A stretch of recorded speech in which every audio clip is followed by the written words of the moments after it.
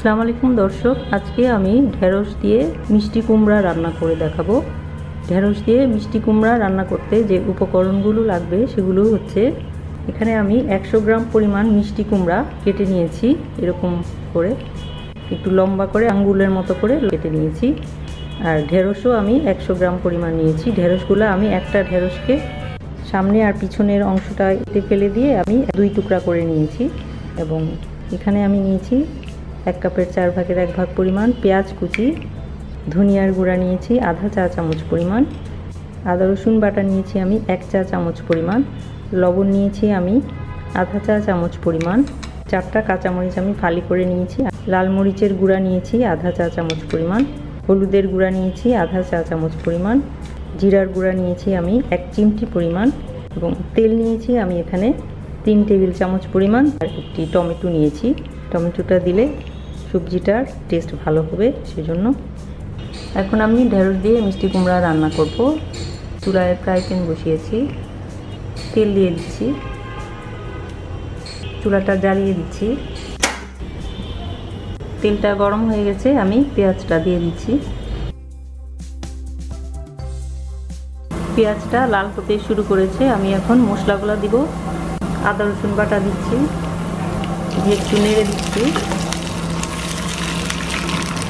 একটু পানি দিয়ে দিচ্ছি, নাহলে মশলাটা পুড়ে যাবে। এখন আমি গুঁড়া মশলাগুলো দিব।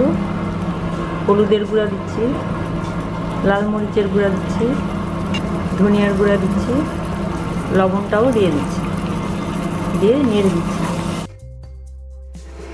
এখন আমি মশলাটা ভালো করে কষাবো।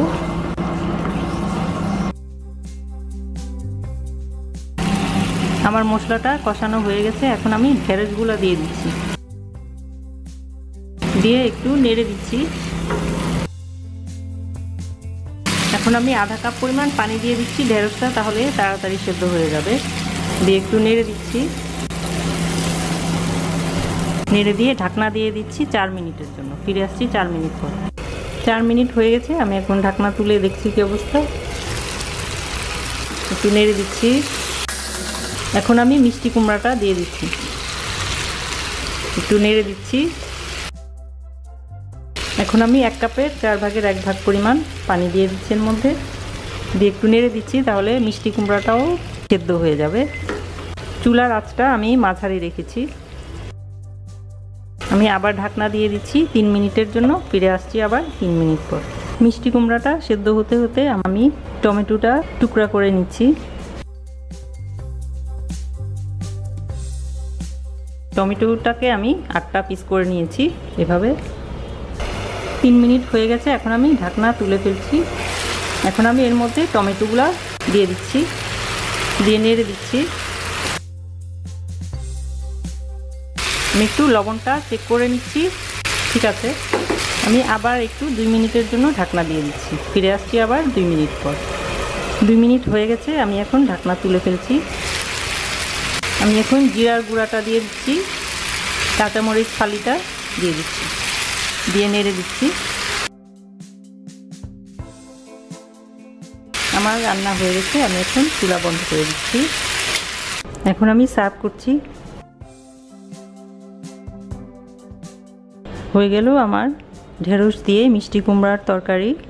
ঢেঁড়স দিয়ে মিষ্টি কুমড়ার তরকারিটা খেতে অনেক মজা লাগে, ভালো লাগে। তো আপনারাও আমার এই রেসিপিটি রান্না করে খেয়ে দেখবেন কেমন লাগে।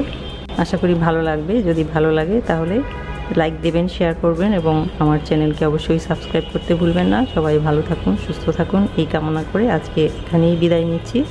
খোদা হাফেজ।